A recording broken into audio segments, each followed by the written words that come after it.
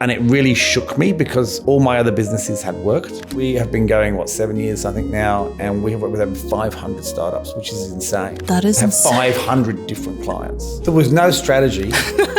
I like the honesty. I'm very opportunistic. I actually had a shocking first hire. As a recruiter, you should get your first hire right. I hired a mate. He stole from me. So I don't know how people understand much about recruitment, but recruitment is very commission driven. You have a base salary, but really your money is earned on commission. I had no systems or processes. It was all measuring everything. And he was telling me he'd placed all these people and he'd done these deals and he was putting them into our recruitment system. We did have a recruitment piece of software. And the interesting thing is I found out the day before my wedding. Hello crew, let's talk about the climb and not just the peak. Today's guest just hasn't founded businesses. He's built ecosystems behind fast-growing startups. Steve Grace is the founder of The Nudge Group, a global talent, media and tech network built to help startups scale from launch to unicorn. Having sold multiple businesses and reinvented himself more than once, Steve brings the kind of behind-the-scenes startup intelligence most founders only discover when they've dug themselves out of a hole. He wakes up early, thinks in film scripts and recruitment pipelines alike, lives on high-performance routines, and believes startups win not just with products, but with people and story. Steve, welcome to Fail Tales. I like that intro. Did you write that intro? I actually did. I really like it. Thank you. I was thinking, gosh, there's no way, my content guy wrote that because this is quite different and I really like it. You should send that to me. I will. I try to mix it up. We don't do boring intros on Fail I'm Tales. always trying. People was asking for, profiles. Send me your profile. Send me your little, and I'm like, oh, and it looks the same. I really like that. Thank you. You've had a very dynamic and very interesting career. And looking at the full arc, how did we get here? What has influenced you and inspired you? There was no way? strategy. I like the honesty. I'm very opportunistic. Okay. I think that's probably it. I tend to just see something and think, oh, let's try that. I mean, where do you want to start? It's in the last couple of years, it's really gone quite wild. But yeah, where do you want to start? It started in recruitment, obviously. Let's do that. And we're still there, still hanging on to recruitment. I fell into recruitment because I didn't know what I wanted to do. I'd gone into finance and I hated it. And I went into a recruitment company to find a job. And they said, do you want to work here? And I was like, sure. Like I said, no strategy at all. And it was way back when technology was just booming and it was an IT recruitment role. And so that's how I sort of fell into that. And I think when you find something that you love, and I'm not saying I love recruitment because I don't, but when you find something that you love, you kind of fall into it. And what I discovered was I love people. And so if you look at all the things I've done since, which also, it does seem some of them seem a little crazy in left field and like, what the, but they're all people. Everything is people oriented. And I think that's what I've learned. I like to do things with people. I like to meet people, to help them sometimes, but really just be involved with people. Amazing. So you started your career in recruitment and then you eventually built your own recruitment business. How did that happen? I always wanted to do that. My father was very much an entrepreneur through necessity. Right. In that he was a dentist. He was a Harley Street dentist in London, which is the epitome of dentistry, as was his father. None of us children went down that route. But when I was at school, I was probably about 10, he discovered that he had a solid neck bone. So if you get an x-ray and you look at your neck bone, there's kind of like the spine part and then there's sort of like the discs that go up it, right? His was like solid, it's just solid bone. And if you think about dentistry, you're leaning in over other people. And he'd had a lot of pain and they couldn't work it out. So they did this x-ray. You got a solid neck bone. How they didn't discover that before, I guess they didn't do x-rays when he was a child. And they said, if you continue to be a dentist, you will be in a wheelchair by the time you're like 45.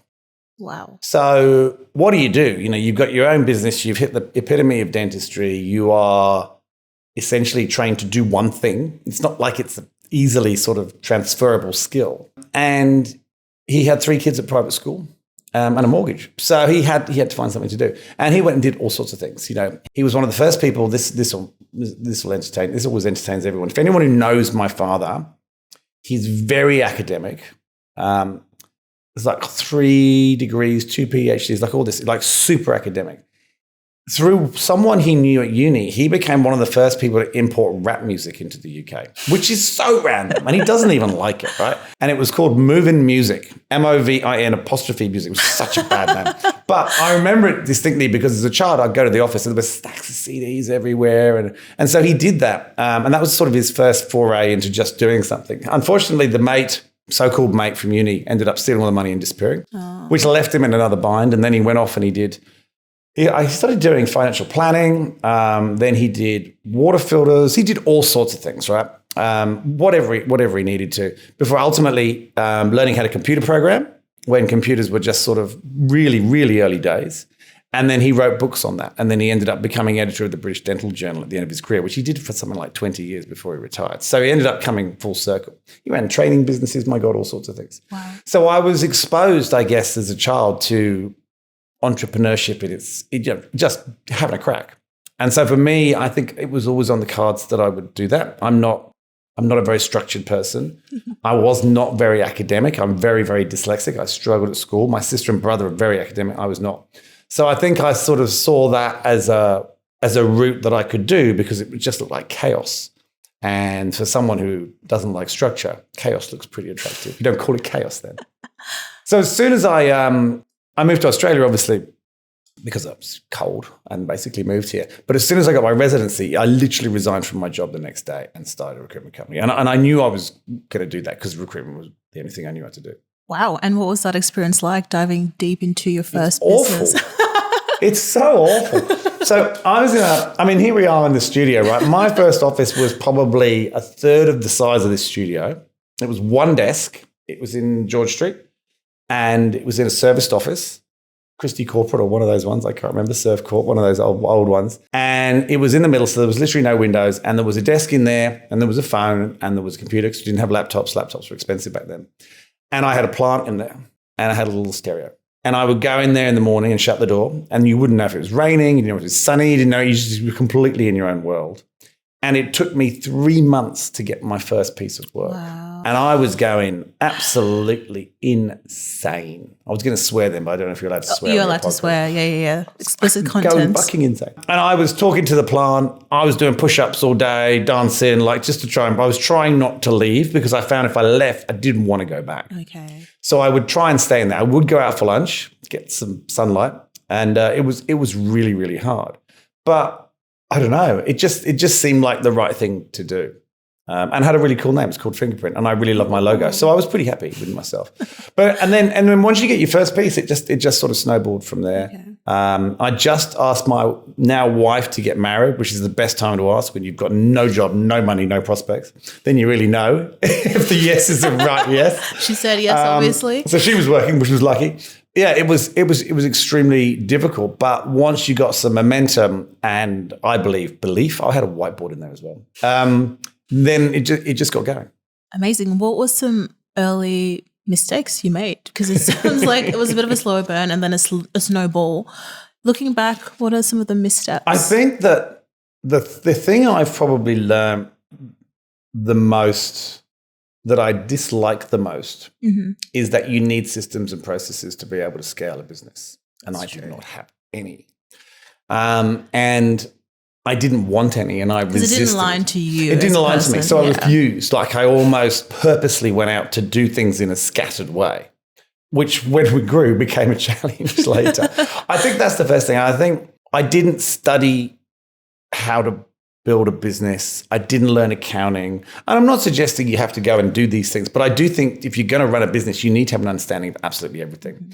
It's much, much easier now to learn anything, right? Just watch YouTube or whatever it is. You can learn pretty much any skill to a level of competency very, very easily and in a manner that suits you, whether it be written or reading or listening or videos or whatever. It's all there for you, or online courses. So as you could tell with my dyslexia, I hated reading. Really, that was the only way you could learn back then. And I didn't want to read. So I refused, and I was just very, very stubborn. Mm-hmm. That would be my greatest regret as a young entrepreneur, is I was a pain in the ass. But somehow you just mumbled your way through and got there and built Force something. of will. Yeah, it's funny. I'm just thinking back now. I don't think too much back. That business grew quite quickly. I actually had a shocking first hire, which I can tell you about if you like, which I haven't talked about for ages. Tell me more. Which is really quiet when you think about it. In fact, I don't think I've ever talked about it on a podcast. Exclusive content. Absolutely. This is the first time. I think as a recruiter, you should get your first hire right. I hired a maid. I would not suggest you ever do that. Everyone says that. What happened? he stole from me. So I don't know how people understand much about recruitment, but recruitment is very commission driven. You have a base salary, but really your money is earned on commission. I had no systems or processes. It was all measuring everything. And he was telling me he'd placed all these people and he'd done these deals and he was putting them into our recruitment system. We did have a recruitment piece of software, but there was no checks or balances. I just believed. And he hadn't. And the interesting thing is, I found out the day before my wedding because no one was paying their bills and I was ringing them and basically, and he'd been saying, no, I'm chasing them, they're coming. And eventually I thought, stuff this, I'm going to do it. I'm going to ring these people. They'd never heard of my business. They'd never heard of him. He completely made it up and I had already paid him commission. Oh. And so I've got my wedding the next day. He's coming to my wedding. Anyway, I decided not to bring it up. Okay. Went through the wedding, went to the honeymoon, came back, fired him. But yeah, I mean, I think the trust level was way too high. And I think that's the other thing you need in any successful business, and not just for your employees, for you as well. You need that transparency, right? And there was no transparency. It was all just, on a handshake kind of thing. How did you talk to him about it? I was pretty angry. Yeah. I just said, I sat him down and I said, what the fuck? Like, you've lied to me. I've paid you commission. This is my first business. We've got no money and you're ripping me off. This is insane. Why would you do this? You came to my wedding. It was actually very difficult. He tried to deny it, which was comedy, because I said, I've literally spoken to them. I've spoken to the wrong person. They've never heard of us. And neither of the candidates haven't heard of us who you said have got the jobs. No one's heard of us. You've just made all this up. And then he accepted and he left and never spoke again. Wow. Till today. Till today. Wow. Well, no, I've never spoken to him since. I have spoken to his wife because he got divorced and she rang me to tell me that he was a dick. But I think she just wanted someone to talk to. Okay. The dick part was established, indeed. But yeah, I guess that's really, I'm a very trusting person. And so that wounded me quite a lot. And it really delayed me hiring someone else. Wow. So that probably didn't help. So what changed when you made your next hire? What did you look for? I went through a normal process like I would have done for a client. Heaven forbid. And that gentleman turned out to be outstanding. He unfortunately left recruitment and left Australia, went back to England. He's actually moving back. Bizarrely, he's moving back in 2 months. He now prices up wind farm projects. It's very niche. Super smart guy. Yeah, it's very niche. That's why he had to go back to England because there was no jobs here. But he decided he wanted to go and do that. So he moved back and studied and went and did that. But he's moving back. He was just exceptional. And they gave me confidence and then we grew from there. With recruiting, I find that different companies have different approaches. What made your recruitment business unique and how did you support clients to find the best talent? In the beginning, nothing. I would love to say we had something different, but we didn't. It was just me. I guess the only thing that made it different was that it was my business and I threw absolutely everything at it because I had no choice. So, they had the commitment. I was working with very small businesses, whereas previously in my career, I tend to work with large corporates because I've worked for large corporate organizations. So when I was doing it in London, when I first started a company called Computer People, great name, we did all sorts of large corporates. It was a brutal environment there in Piccadilly Circus. You literally had to do a deal every week or you got fired. It was cold calling. It was before email, before the internet. So it was the Yellow Pages and stuff like that. I remember when we got email, we were like, you can use email for an hour a day. And the only people we knew with email addresses were the people sat next to us. So we just emailed each other. And then when I went and did investment banking recruitment for Michael Page in London, again, massive banks, right? And then I came here and same thing here. So this was quite different because I was dealing with business owners of small companies that no one had ever heard. So it was a learning experience for me. But I think they appreciated the level of service. Mm-hmm. Australians are very, very good at giving you a go at the beginning. It's only when you try to succeed will they cut you down to pieces. Tell me more. Why do you say so? Because I think it's got a little better. But I remember coming here and everyone talking about tall poppy syndrome, as they call it, right? Yes.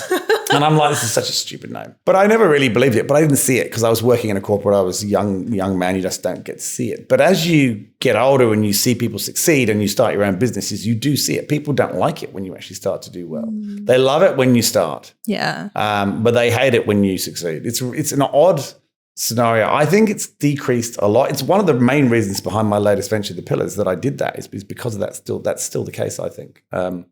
Yeah, it's bizarre, isn't it? Very bizarre. We'll come back to the pillars, but post-recruitment, what was your next venture? Because you've been in hospitality, so many tech. What was your next I mean, I sold that adventure? business because I ended up getting a business partner who was much older than me, didn't really do a lot. We got offered to buy someone, so we sold it to a listed business. Oh, wow. Do you regret bringing on that business partner or? No, I don't regret bringing him on. I regret selling. Okay. There were so many other options open to me, but again, I was in my 20s and it seemed like, I would have been in my 30s when we sold, early 30s. It just seemed like the only, I wanted out. I'm not patient. There was someone offering to buy it, not for what it was worth, and I just grabbed at it. Why did you want out? Because he wasn't doing any work and he was getting paid and we were fighting and it just wasn't a fun environment. And it had gotten quite big, like 40, 50 people then. It was quite a big business. All in Sydney or across Australia? All in Sydney in that business. Wow. And we got bought like about 5 weeks before the GFC. Good timing. Well, no, it would have been good timing, but we'd back-ended it. We'd done it all on performance. It was terrible timing. So I made very little out of that sale. And then I went and bought half of another business, which had been started by a friend of mine, because he had seen that I'd managed to build one, so he decided to build one. But he's a unique character in that he has some great strengths, but his strengths are not people. So he was struggling to hold on to staff because he's not great with people. Was that also a recruitment business? It was. Okay. And it was more focused around government, whereas my one had been focused around digital. So I went in and we scaled that. You know, it was probably about $1 million turnover. We scaled that to like 60 odd. And then maybe it's me, but we ended up having a falling out. And I think this happens a lot with business partners. I was quite good friends with him. I'd lived with him in London. So he ended up buying me out, which was probably the right thing to do. Mm-hmm. I think what happens is, you know, everyone says you need a co-founder to succeed, right? And the reason you need a co-founder is you have different strengths, which I agree is fantastic. You know, you yin, you yang, all that kind of stuff. The trouble is when you get to a certain level of success, those differences become real problems because then you want to take the businesses in different directions. And that's when you have all the things that sort of go wrong. I think it's quite unusual to see two people go all the way through. One usually ends up buying the other one out. I agree, especially as the company evolves and grows. Like the needs of the company changes and the skills you require change as well. And you change as people as well. What were the key points of tension between both of you that led to the stage? Gosh, there was so many. I mean, there was a life event that happened to him. He had a near-death experience through his own idiotic fault, which I won't go into because it's quite personal. And when he came back from that, he definitely had become an extremely negative human being and only saw the bad in everyone and wanted to over-monitor everyone. Really, again, it was a recruitment business that was quite big. It was government, so it was very process-driven, and it was all numbers and statistics, and you could measure everything. But he just wanted to turn it into basically like a sweatshop, which I fundamentally disagreed with. So from then on in, everything just, you know, we just disagreed on everything. And it came to a point where I couldn't go in the office anymore because I didn't want to see it. Just made me so angry. Yeah, you can't live like that. So that was fine, and that's when I ended up starting the Nudge Group. So I sold that to him. I then had about 6 months off. And then I started the Nudge Group because I really didn't want to do another recruitment company, but I didn't know what else to do.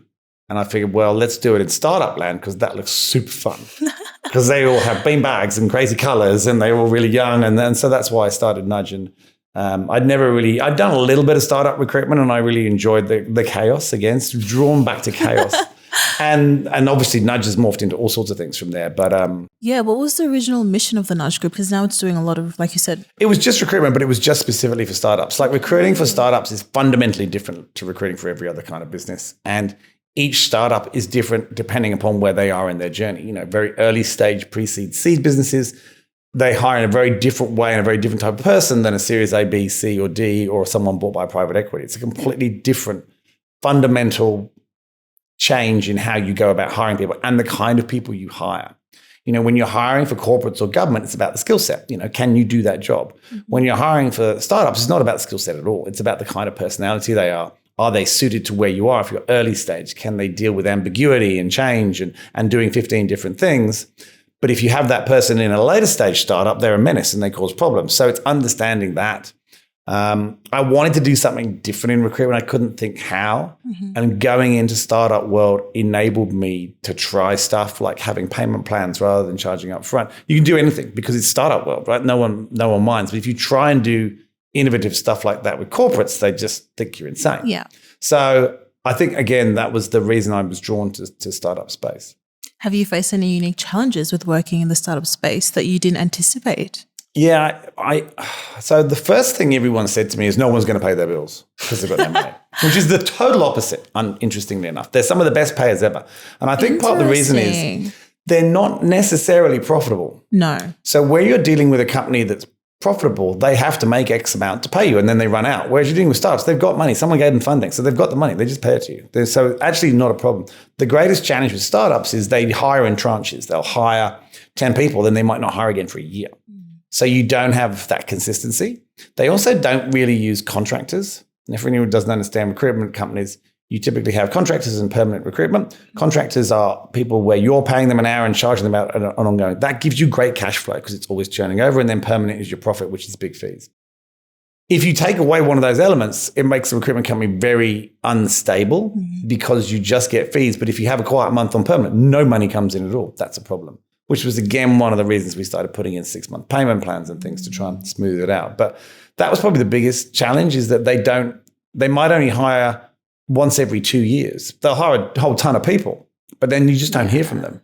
So you constantly having to get new business and new clients all the time. And it's still the case now. We've not found if anyone's got any ideas, please call me, because we've still not found a solution to that problem. I mean, our solution is that we do a lot of other services now, but I just think that's the way they are. I mean, it's the nature of the way they grow. For sure. And the cost of winning business is a lot in terms of like going out there, reaching out, getting rejected every now and again. Yeah, it's a completely different business model. I've never been in a business where you have to constantly find new clients. Like we have been going, 7 years, I think now, and we have worked with over 500 startups, which is insane. That is insane. 500 different clients.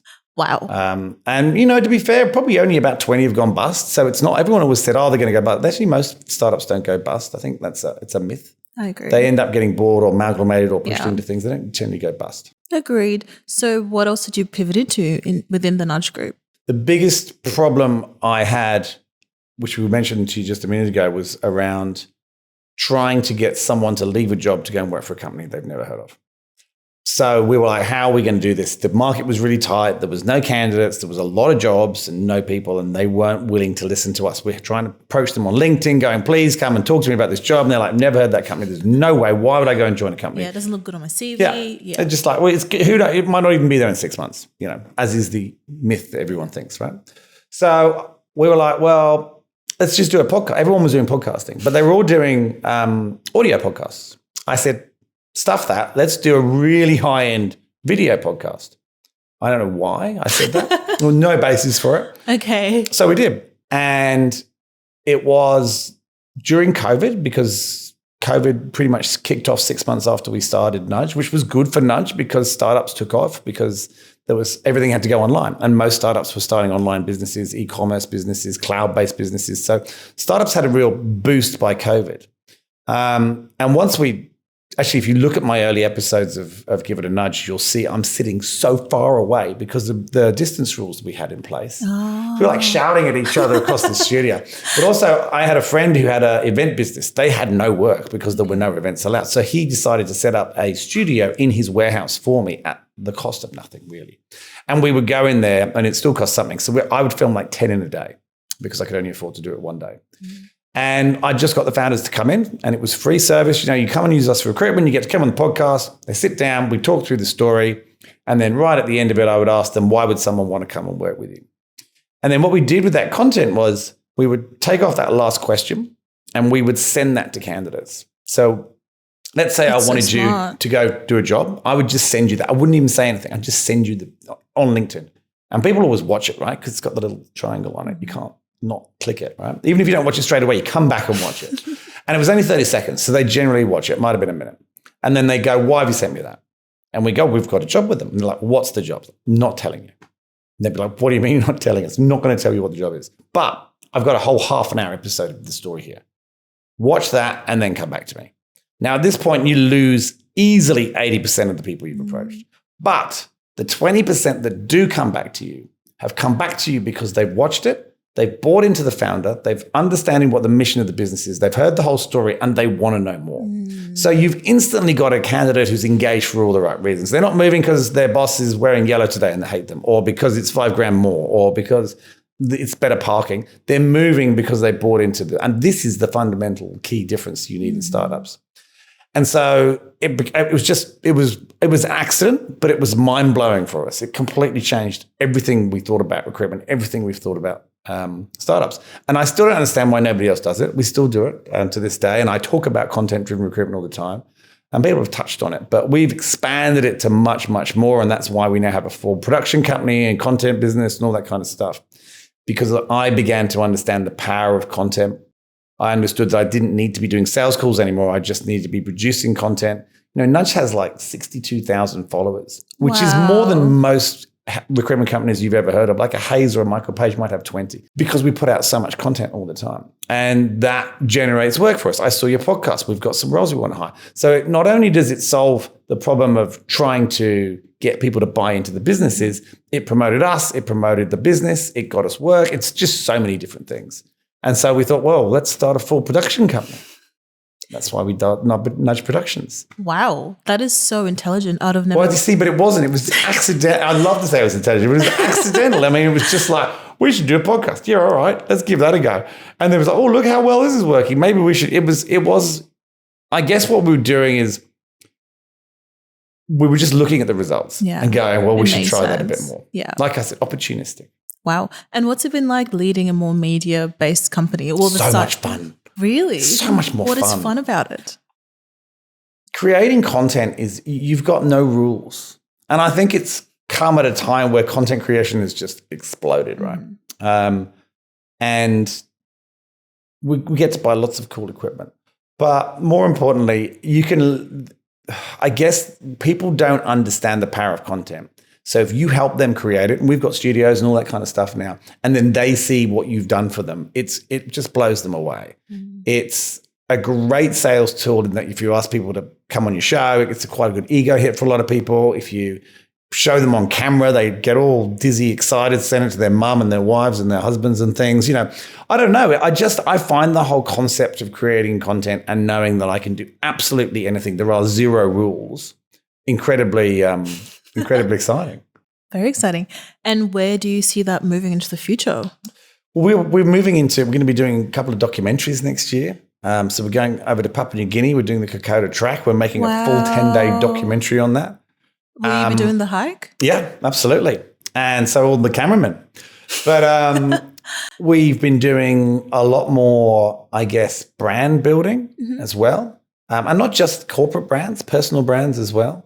Wherever it goes, it doesn't matter. We've been doing events. We're getting drones. We were out with a military startup the other day filming this tank that was 4 Ks away from the people. We had one cameraman there, and they were shooting little targets within millimeters from 4 kilometers away. And That's just insane. like cool stuff like that. Yeah. I get to go in planes and things and helicopters and, it's just much cooler than sitting there looking at LinkedIn.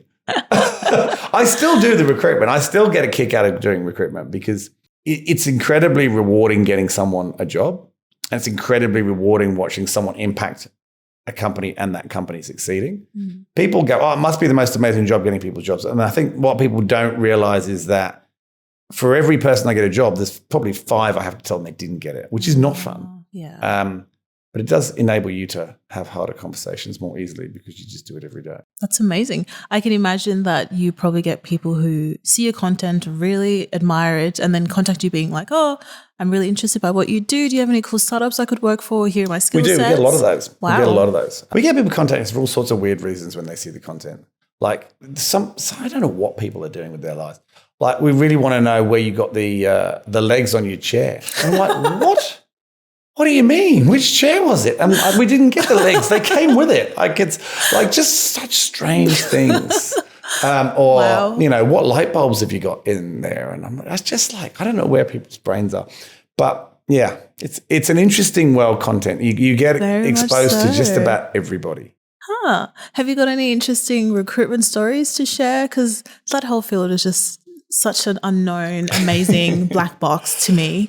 I have a whole book that I was going to write, okay, which I haven't. I've started a couple of times and then I've just sort of faded. And you can get a ghostwriter. Yeah, it's more I just think there's better ways to spend my time. I think if you go back through some of the stories, it's almost, they're so ridiculous. What did Kevin Hart, I don't know if you ever know, Kevin Hart, the comedian, he's written about 5 books, really good books. Wow. And I've listened to them all on audio because he reads them and he's obviously very funny. But he talks about his life, he talks about success, he talks about the monsters in your brain. They're really interesting, like personal improvement business books. They're incredible. His life was fascinating. And I think one of them is called "It's So Ridiculous It Couldn't Be a Lie," or that's kind of how recruitment is. Like some of the things that happen, you just couldn't make it up. Like you just couldn't make it up. It's so insane. So there's a lot. What kind of story do you want? Pretty much anything you've got. Surprise me. I've had things of people being punched, windows being smashed. We've had murders, real murders, people going to jail. People dying, like so many ridiculous things. I think my daughter worked out, she's 17 now, I think maybe a couple of years ago she's 15. She worked out that she asked me how many people on average I'd been meeting every week. And I think that's also why I fell into podcasting, because it's just interviewing with the camera on, right? And we worked, it was over 2 million people I would have met in my life through doing recruitment. Just meeting 30-odd people every week for, nearly 30 years now. When you meet that many people, there's going to be some clangers in there, right? There really are. But yes, it's just endless, just the most ridiculous things and awful things. Like one guy, we had a guy murdered his wife, like literally murdered his wife during the interview process. I had to get someone coordinate with police to get one guy arrested. I had to keep him on the phone while they were trying to, this was back in the days when they could only just work out how to sort of triangulate where you were. So it was in London. Was that in London? It was here. Oh, no, it was just here. I arrived here, actually. But yeah, just nuts. People are nuts. Wow. Yeah, of all the stories I had in my mind, those two were not on my list. Well, fascinating. You then opened up a private members lounge. That's so left field, but also so in brand for you. How did you land on that idea? I'm talking about doing things. And there's a friend of mine who runs a venture capital firm now. He's also built a couple of tech founders, very successful. And we're always meeting up. We're actually about to launch another business together, actually, in a couple of weeks. And we've been talking about doing that for ages. But we were talking about the fact that Australia doesn't have any private members clubs. Like obviously coming from London, I know them. Plus they're everywhere in Asia and they're pretty much everywhere in the world. The private members clubs here are like the Australian or the RACV. Everyone's over 80 or 90 years old, right? And they really are. And they're not attracting younger members. And you've got what I call networking clubs. Mm-hmm. So like YPO, EO, Cub, for example. And I joined Cub when it was like 8 people. It's now thousands, right? And I really got a lot out of Cub and it was amazing for me in my business. But it's a networking club. It's not a members club. What is a members club? So a members club to me is a hospitality offering, whereas Cub or YPO, they put you with like-minded people and you help each other. And there's nothing wrong with that. It's fantastic, it's just right? Different. But it's not a place you go. Mm-hmm. And we have been waiting forever. We would keep been talking about, when are we going to have some members clubs here? Like, I want to go to a members club now. I don't want to have to go to a really busy bar. I don't want to have to go to a restaurant. And coming back to Tall Poppy, there is nowhere to go when you succeeded in Australia. There's nowhere. If you think about all the communities that exist, and there's lots, right? Whether it be a Tankstream Labs or a Commons or any of the other co-working spaces, they have communities in them, right? And as like a Cub does as well. But they're all about getting there. And they're all start-uppy and scale-uppy. But once you have, if you think about a tech founder who's had great success here, you don't see them in those spaces because they would be mobbed by people wanting to know how they did it. So they stay at home or they go to a restaurant. But there's no community of them to sort of hang out with like-minded people. Mm-hmm. And if they stop working for whatever reason, there's no one for them to bounce ideas off or talk to unless they know someone else in that community. So it's really just personal friendships. So we really wanted to build one. We just said, no one's going to do it. We literally sat there, should we do it? It was literally that simple. We were having lunch. Should we just do it? We could do. We were like, all right, well, let's start. And you did it. So we started looking. We looked at 80 buildings. Wow. Over 18 months. So it wasn't like it was we have to do it now. And I think in some degrees, if you look at the building we have now, I don't think we could have found a better building. But I think the only reason we found that building is because we both have other businesses that we're running. It wasn't our focus. We weren't in a rush. I think if we just focused on building that, there were about 5 other buildings that we saw before that could have worked, that we would have taken, that wouldn't have worked so well. But because we were like, whatever, no, we'll keep looking. We ended up with this insane building. What's so great about it? It's like, hey, I mean, just to give you some context, the first idea was an 80 square meter bar. We now have a 2,000 square meter building. Wow. So it's a little bit bigger than anticipated. And it's one of the oldest buildings in the city. It was the first ever bank. So it's got this grandeur, right? It's called the Pillars because it's got 21 pillars on the front. But it's this incredible space. It happened to all become available for the first time in 50 years. The whole building happened to be vacant. And when you have a building like that, if you can get the fit out right, the building does most of the work for you. Like if you just stick it in an office, it's just not the same. It's like a Qantas lounge, right? We didn't want that. We wanted it to be incredible because the clubs in London that I remember going to when I was younger were like that. The clubs in Singapore and Hong Kong are like that. Maybe not so much in the States, but generally they're grand buildings, right? So we did do it, and it's still kind of, but I'm 6 months. I've had the building maybe a year and a half. It's still kind of weird to me that it's there. How so? I don't really remember it sort of happening. You know, it's been a huge amount of work. It's been way more successful than I anticipated. It looks 100 times better than I could have imagined. Emma Blomfield, who's a friend of mine who did the designs, she was a home designer. We chose her very specifically because we wanted it to feel like a home, not like a venue. She's also, the other key thing, and this was really, really important, we didn't want it to be a male-dominated club like a lot of clubs are. And she's a woman, but she's also a bit tomboyish. You know, she grew up on farms, rides horses, all that kind of stuff. But she's also an entrepreneur. So she could make it feminine without making it too feminine, which was also key. And look, she nailed it. I mean, she just knocked it out the park. And we're at 40% female membership, which is insane. Now, we did focus heavily on that. So many people told me it would be impossible. Everyone said, you're never going to do that. That won't happen. And now we're getting more women than men signing up, which is fascinating. And we've got an average age of 39, which is great. And it's a real sort of mix of exited entrepreneurs, family offices, investors, high net worth, you know, it's people who've succeeded to a point in life. And they're all like-minded, and they're coming and they're meeting and they're creating new friends and connections, and they're doing things together that they wouldn't have done. And, you know, we've created a space that's really working for a demographic that had nothing servicing it, which is quite cool. That is super cool. I know it is super cool. And it's cool that you created that flagship. Well, I think I enabled it. I don't think I necessarily created it. I think the members create it. Yeah. We just gave them a space that was right for them. To do that. Have you experienced any challenges with this members? And what's it called? Have you ever worked in hospitality? It is the most insane industry. So it's called The Pillars. We wanted to have a public restaurant on the ground floor. I believe running a successful restaurant, particularly in a city like Sydney, is an art form, and there are a few successful players. So we decided to get all the different hospitality groups to come in and have a look and see if he was interested, right? So I toured them all around, and which was a really interesting experience. I learned a lot.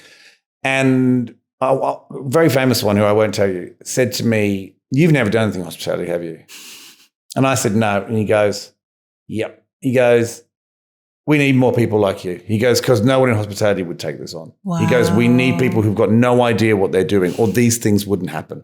And he said to me, "I'm not interested, but I'm sure it's going to be a success." Aww. Which was a nice thing to say, but I really wanted him, so I was a bit annoyed. But anyway, we ended up with the Bentley Group, which I think was probably the best decisions we could have made. They're amazing. They've done an outstanding job. That restaurant won 2 hats in its first 6 weeks.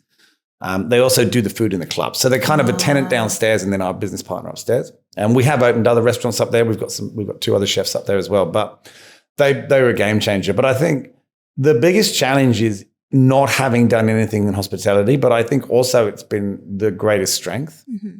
When we got that building, my co-founder and I, Matt, went and asked 2 other people to help us because we were like, this is like not an 80 square meter bar. So we went and found 2 other people we know, and then we had 4 co-founders, then we found 2 more. So there's actually 6 co-founders now, all with very different skill sets. And I think we haven't been limited by any beliefs because we don't have any. But at the same time, we have just made so many mistakes. It's unbelievable. It is such a hard industry. Yeah. It is so ridiculously complicated. What surprised you the most? Everything. the sheer volume of intricacies in running, I mean, and it's like a hotel in that we have a wellness space with saunas and cold plunges and facials and massages. We have an outdoor bar. We have a front terrace. We have yoga rooms. We have some weights. We have boardrooms. We have office space. We have like a sort of casual co-working space. We have meeting rooms, and then we have a breakfast cafe, and then we have a library, and then we have our own restaurant, and then we have this enormous bar, and we have balconies, and there's just so much receptionists. And running all those different spaces, and we're doing 15 to 20 events a week, which is just mind-blowing. Yeah. We've got 38 full-time staff, and goodness knows how many casuals. How do you And we've been manage open 6 that? months, right? Wow. So the complexity of running a business like that is just, I've run businesses that were in offices. Media, yeah, there's equipment, but you just have a few people who know how to use it, you're fine. This is totally different. There's award rates, there's the whole hierarchy, how it works.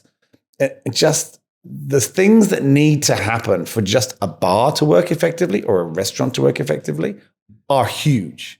Combine them with what is like a mini hotel without any rooms, and it's just insane. Kudos to you. It sounds complicated.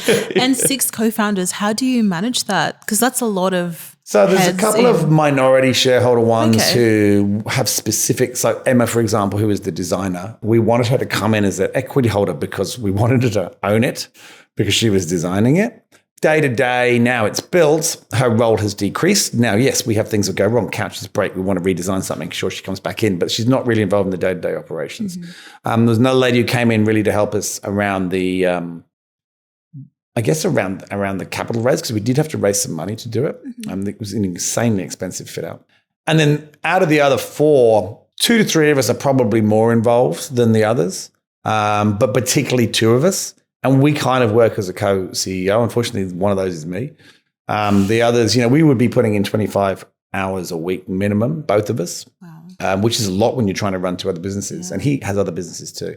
So the others are not doing as much. So it's, and that will change, I think. We're looking for a new GM now. I think once we get that GM, then my role might decrease and one of the others might increase, and it will go up and down. We're also looking at 2 other locations now, which is even more insanity, really, when it still seems incredible to me that it's actually existing. The fact that there might end up being more of them is just crazy. And exciting. It's exciting. We found the buildings too, which is like, oh, now it's really real. So what city is next?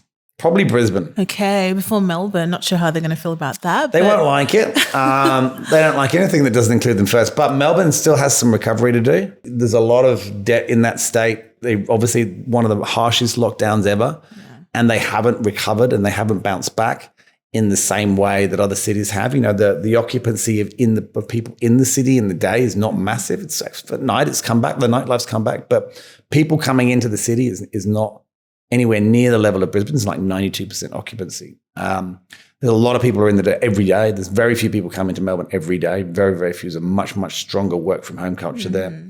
The employment market, which I do know because obviously I have a recruitment company, is very weak in Melbourne compared to everywhere else. Interesting. House prices in Brisbane are now outstripping Melbourne. You've got the Olympics. There's so much investment. It just makes sense, right?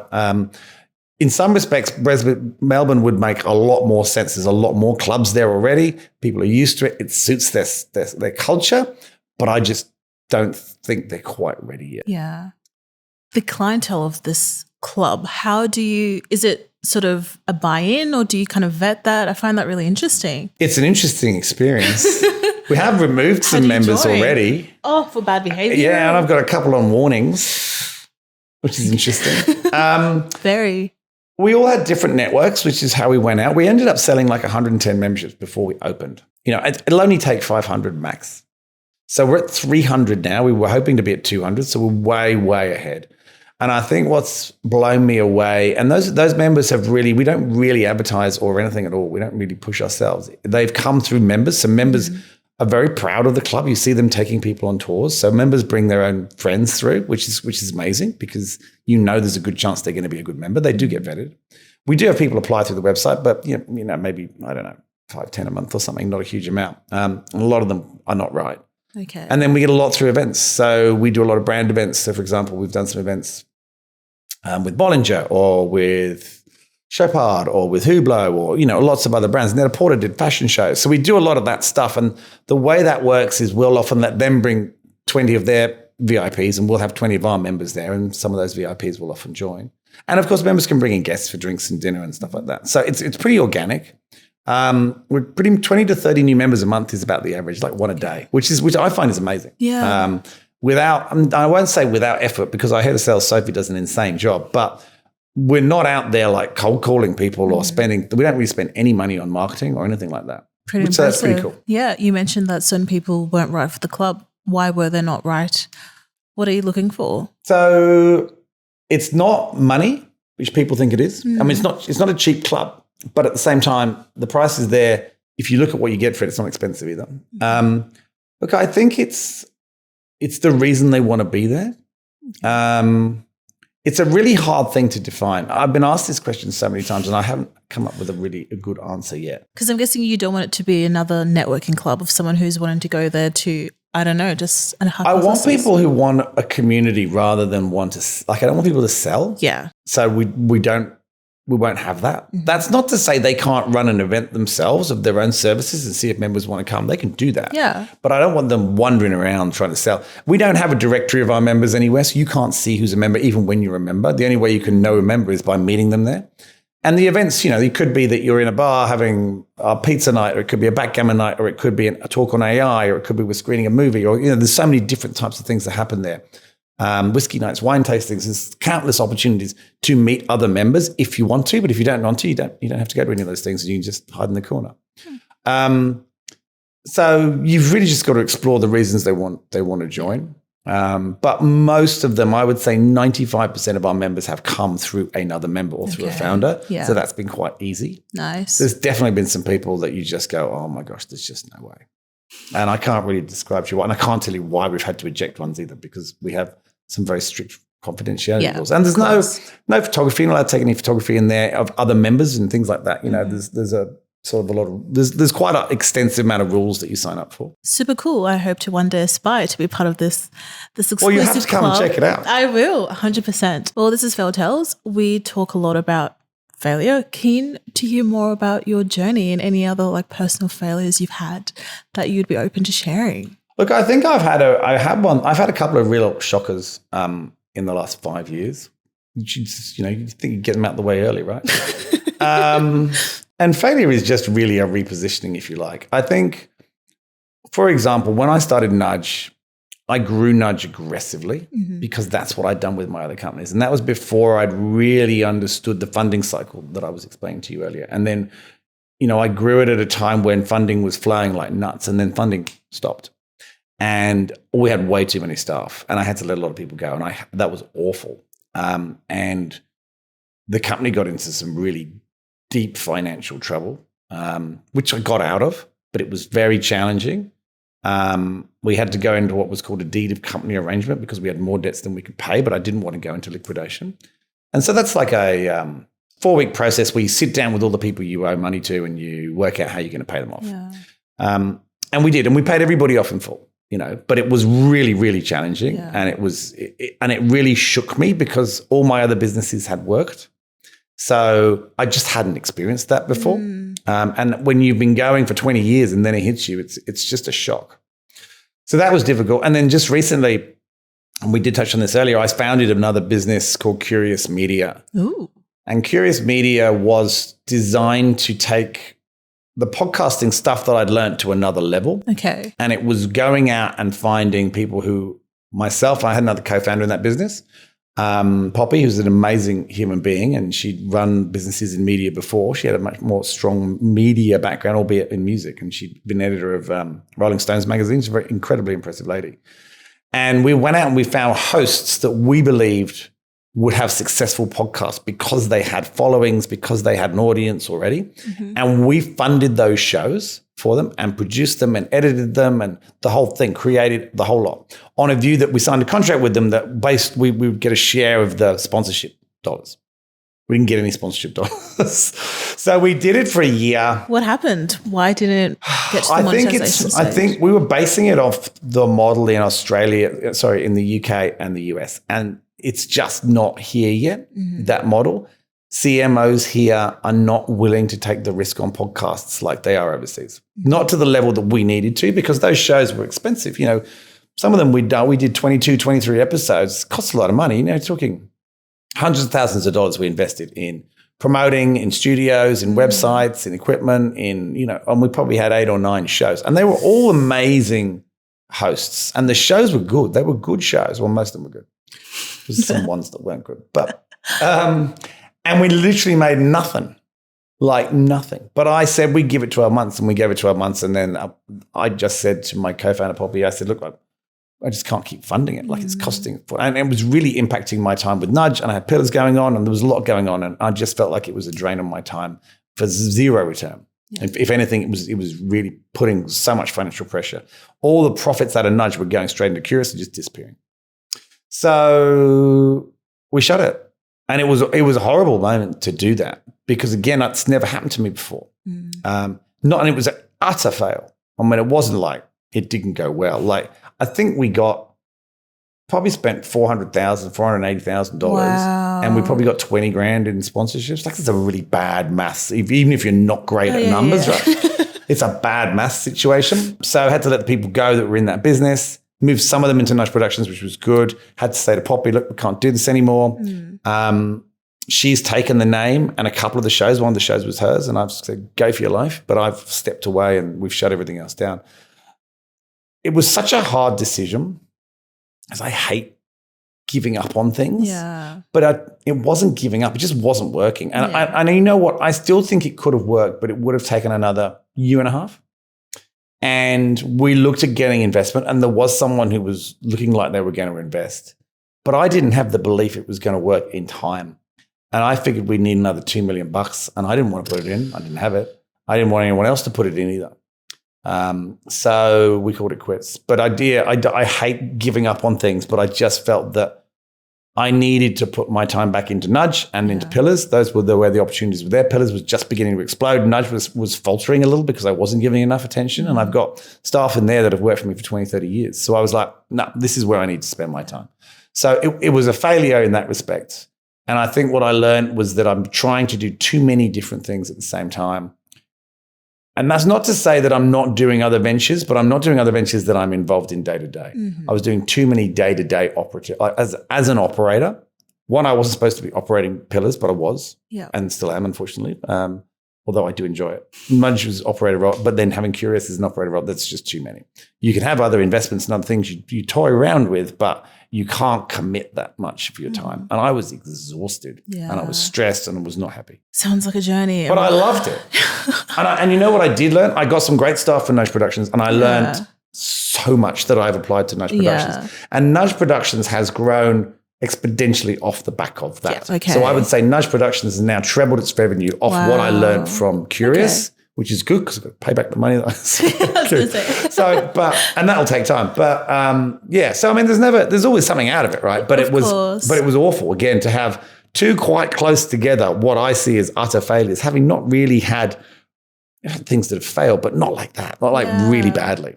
For sure. Thinking back to your father, do you think having grown up with his more entrepreneurship, you said not by design, but more by necessity, has that then influenced your risk-taking appetite and willingness to have an idea, see an opportunity and go for it? I wish it had. Oh, wow. I take risks too easily, way, way too easily. If this is one thing I need to work on, it's that. Why do you say it's too easily? Because I probably shouldn't have done Curious. I probably shouldn't, in some respects, I probably shouldn't have done Pillars. But if I was being risk averse, I've got 2 children at very expensive schools, and I'm 50, 51. So is that the time to be taking massive risks? Everyone says no. Still young, though. Everyone says that. Well, apparently we're going to live to 120, which I'm not sure about. I don't want to work that long. But I think I probably take risks too easily. I do that in all sorts of things. How do you decide what to take on? Like, do you have some framework? I know. How bad is that? It's really bad. I don't have a system for risk assessment. I don't go, I'm going to. When people say they're going to do that to me, it just drives me insane.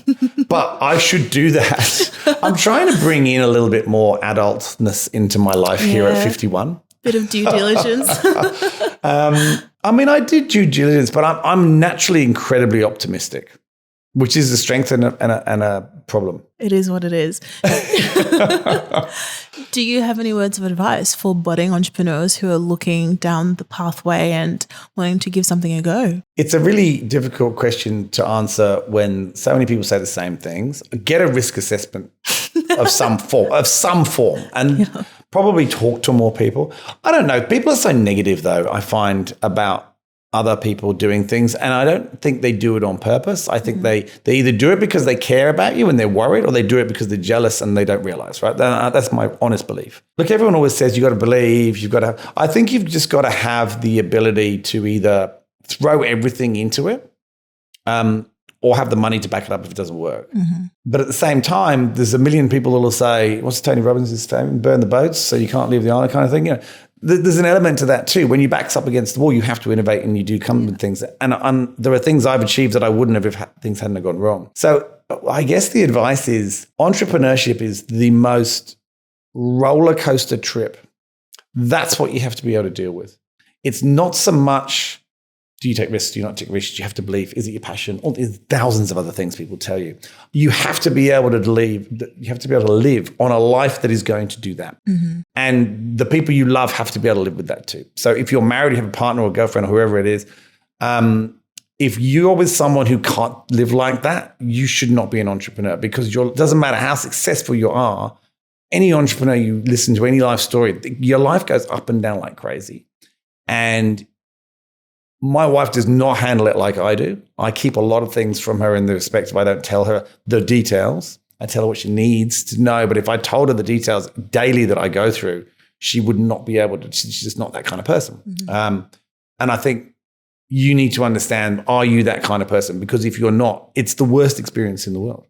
If you are, then, just bumble on. Yeah. Some wise words. You've said grit, really being able to go through those highs and lows, and also having a good network around you, and a risk assessment framework. Well, I think just because I have a slogan, can you send it to me when you get one? I really just need. I think the biggest thing you should do is just try and learn. Like, I've made a couple of mistakes more than once, and that really annoys me. So I hate it when people go, I learned from that straight away. It's like, did you? I always seem to make things twice, sometimes 3 times before I learn. But yeah, the quicker you learn, the easier life is. The better. What do they say? Fail fast. Yeah, I don't believe that's true. I think that's a stupid thing to say. I don't think you should fail fast. I think that I was listening, I can't remember the name of the person. I was listening to a podcast yesterday, and it took them 12 years to have their success, right? So if they failed fast, they would never have got it, and their success is mind-blowing. Wow. So fail fast is a stupid term that people say. What they mean is they're talking about iterating in building a technology platform. That's a very different... Very niche, yes, if you're trying to build a feature, it doesn't work, cut it out and do another one. Fail fast if you're building some software, but don't fail fast in life. I think it gets taken out of context too much. Yeah, it's very impressive that you're juggling even today so much. And you have a family, goodness. Yeah, well, they're nearly grown up now. Okay. So they're 17 and 15. So, they don't have a lot of interest. I've got a lot more time. That's why I'm about to launch another business. But what's the new business? So when COVID came, there was a company called YBF Ventures. It was the first ever venture business in Australia, and it was called YBF because it was set up in the York Butter Factory in Melbourne. And it went into liquidation during COVID. And I didn't want to see that brand die, so I tried to buy it. Ironically, the guy who I started Pillars with was also trying to buy it, but we were unaware. And we were the only 2 people trying to buy it. And we ended up on a boat trip randomly through Cub. And we were talking about what we were doing, and we worked out we were both trying to buy it. So then we both withdrew our bids and put in one together that was much lower and bought it. And then we just haven't had anything to do. We haven't had time. Right now, there's a founder who's just come out of Finder, Finder, the app. So Jeremy's just left Finder. There's another guy called David. And we're just going to basically build an education business for founders, but it's more of an ongoing accelerator. I have a real problem with accelerators. I think accelerators give you hope and then leave you. I agree. And I think it's fucked up, right? I agree, I really hate it. And so we wanted to build one that doesn't stop. So that's what we're going to do. It's going to be called YBF Ventures. Well, that's what we're trying to work out. Yeah. But it's online education. It will probably, Matt owns a VC fund, so we'll probably bid some VC funds into it too. there'll be continuous education, but there'll also be community. Whether there's a space or not, there may be. I don't know. We're still trying to work that out. I'm glad someone's thinking about this because I was talking to a community builder the other day and we both said the same thing. There's a lot of accelerators that get you hyped and the first little step, and there's so much more to go and there's just nothing. Yeah, I mean, I think Antler's particularly bad because they take half your company and then they just dump you. Yeah. And they force you to go into business with somebody you've never met before, which I think is ridiculous. Textiles is probably a bit better, but I mean, they're all just abandon you. So it's kind of almost like, I guess the idea is like it's a private equity company for startups because we'll invest, but we'll stay in the whole way through. That's Which kind is of what a completely different business model to VC and like angel totally. investing. And VCs, I mean, if VCs ever took a risk, that would be nice. I am on record for saying that our VCs they are the opposite of their job title. They're honestly, it's like a banker that sells Smarties. Like they just don't do what they say they do. Do you think that's unique to Australia? Yes, 100%. Wow. Completely. That's a fair assessment. We're also the only country that has we build these sort of fortresses of power, like 4 banks, 2 supermarkets, 3 VCs, really. The rest are all tiny. Yeah. I don't know why we do that. And then they become awful. And that's what I think Blackbird and Airtree have become to some degree, and SquarePeg. And they just get away with it because they can. We'll invest in you early stage. No, you won't. You will never do that. You've never done it. Yeah. You pretend. It's even worse. I agree. And they apply to all the early stage tax things and they get it and they're not investing to early stage at all. Yeah. I agree. I agree. Thank you so much for being with me and for sharing so much. I've learnt a lot and it's been great meeting you finally. Pleasure. Absolute pleasure.